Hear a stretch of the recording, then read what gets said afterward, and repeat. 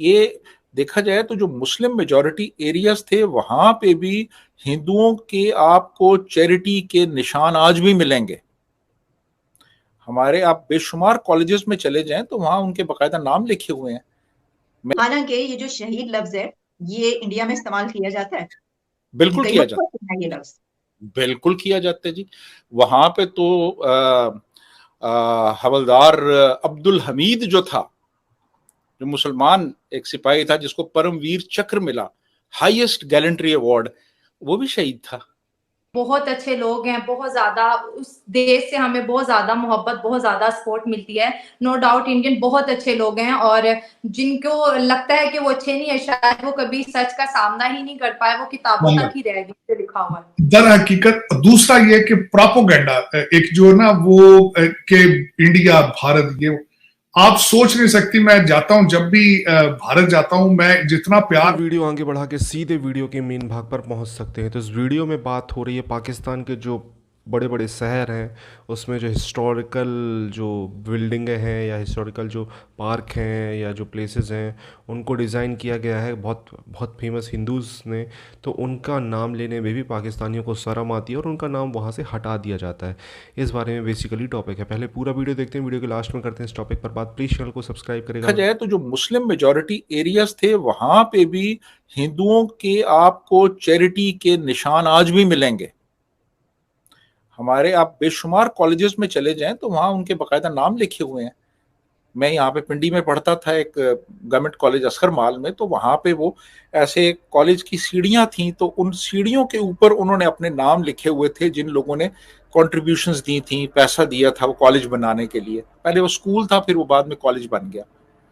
तो बेपना चैरिटी, यानी आप सोच नहीं सकते कि कितनी चैरिटी उन्होंने की। चैरिटी भी, और इसमें ये भी वसीम साहब कि इससे उनकी जो आर्किटेक्चर है उससे उनकी मेंटालिटी का भी पता। गंगाराम सर, गंगाराम की कॉन्ट्रीब्यूशंस देखें। लाहौर का जो एक कह ले, जो एक लाहौर की आइडेंटिटी है, सबसे बड़ा जो हॉस्पिटल जहाँ पे लोग अपना इलाज सस्ते उस पे करवाते हैं और जाते हैं वहीं पर, वो गंगाराम हॉस्पिटल। वो गंगाराम अस्पताल है जी। गंगाराम ने जनाब आपका ये हॉस्पिटल बनाया, उसके बाद फिर ये जो आपका पोस्ट ऑफिस की बिल्डिंग है, आपकी हाई कोर्ट की बिल्डिंग है, आपका म्यो हॉस्पिटल के वार्ड्स है, नेशनल कॉलेज ऑफ आर्ट्स है, लाहौर म्यूजियम है, ये उस बंदे ने बनाया सारा।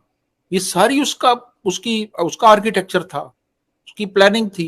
यानी लाहौर जिन इमारतों से पहचाना जाता है वो सारी उसकी तख्लीक थी।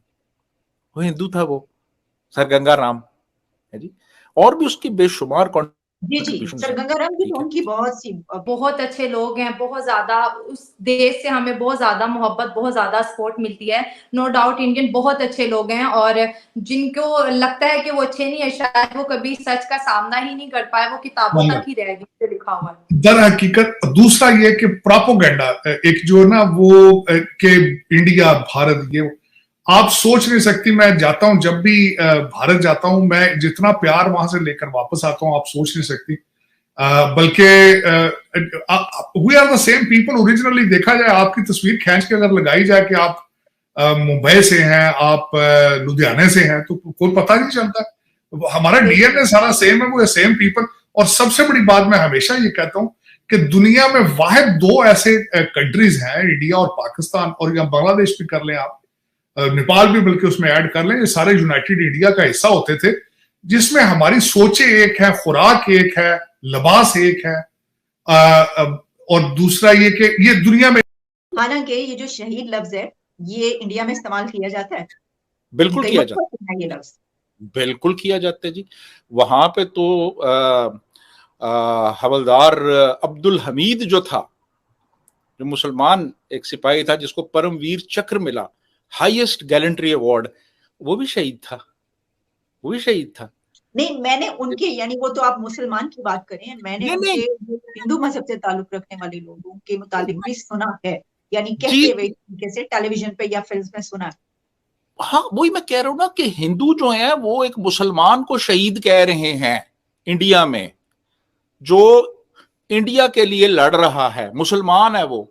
और हिंदू जाहिर है हाई कमांड तो जनरली वहां पे वही थी, तो वो उसको शहीद कह रहे हैं। हम नहीं कह सकते, हम आज हानि कहेंगे, ठीक है जी। अच्छा, ये हम किसी और बड़े डिजास्टर की तरफ जा रहे हैं, जुडिशरी, जो एग्जीक्यूटिव एंड और जो लेजिस्लेचर है, जिस तरह टकरा रहे हैं आपस में, अवाम परेशान है कि पता नहीं पावर किसके पास। इस तरह के मुल्क देख लें जहाँ पे एक ठीक ठाक किस्म की डेमोक्रेसीज जो है वो वर्क कर रही थी और उनको इस तरीके से अंडरमाइन किया गया। मैं समझता हूँ कि पाकिस्तान भी उसी डिजास्टर की तरफ बढ़ रहा है, क्योंकि पाकिस्तान में पहले भी जो है वो डेमोक्रेसी कोई डीप रूटेड किस्म का जो है वो सिस्टम नहीं था। ये एक तरह की वोटिंग को डेमोक्रेसी का नाम दिया जा रहा था।